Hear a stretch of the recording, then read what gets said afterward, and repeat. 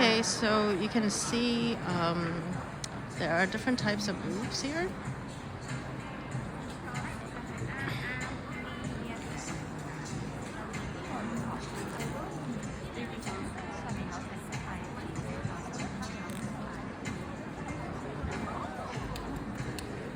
And these are like souvenirs that people would give back at a wedding. And as you can see here on the floor plan, these are all the exhibitors today. And this is the floor plan. And some of you can actually check out the brochure that I'm going to send through. In this particular section is all jewelry. And then they have a show at the back usually.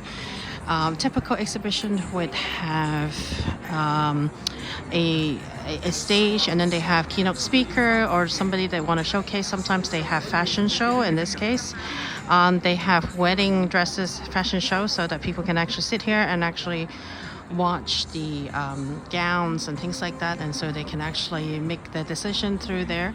And you can see here there are more gowns on that side, and I was in the jewelry section. Now I'm going through to other sections in the exhibitions.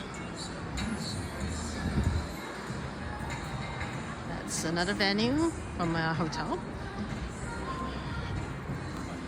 and then that's the wedding dresses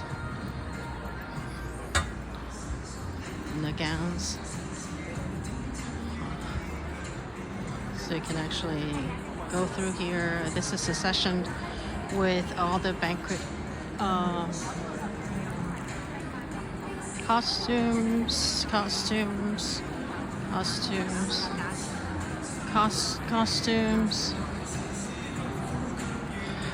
Photography services. Photography services. So these are some overseas wedding studio. Usually it makes people more interested in and taking care of that. And you can see there's a lot more people coming through here. Wedding and event decorations, more dresses, photography services, and more wedding. And here I would actually go through the venue section for you. So this again is photography services. This is going to the Maldives, $14,000. This is unusual venues. And this year there seems to be a lot more unusual venues, especially after COVID. W Hotel, it used to have a lot more hotels and restaurants at Wedding Expo, but today it's actually kind of quiet. It could be because it's still Chinese New Year. So you'll see people selling, like Sheraton selling different packages. And there's a lot of couples that are coming here for consultation of how much it is. So these are more mature venues that already have the prices. So you can see Marriott and Sheraton. And then occasionally you would see new ones that usually occupy the aisle area, which I will go through it later. And then you would see traditional rituals, which is other types of services. Another photography services, more photography services, as you can see here. And then people that help you lose weight.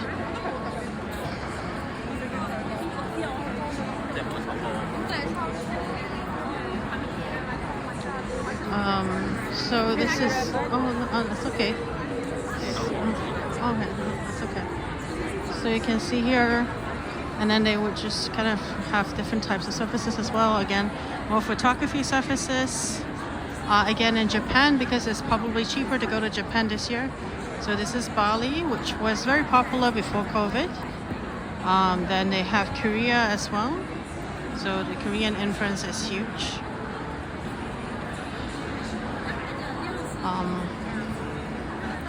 So we can actually see that again. So again, there's a lot of photography services.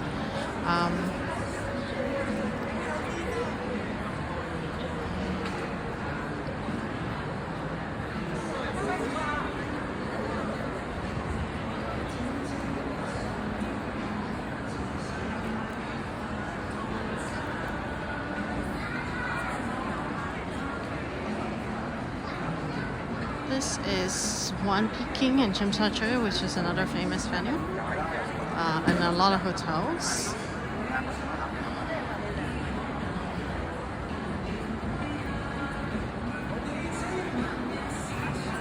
I think photography services takes up the most number of suppliers, but maybe the restaurants or the hotel are more willing to pay for more booths and services. Not surprised because they are actually more expensive. So one banquet you're talking about could be up to $300,000 for one night. So for them, having a booth here could be just one night banquet. So they're willing to actually do that. Now this is a new one that I was actually trying to tell the students with at the club. It's quite interesting. Club 1, they actually collected a lot of different venues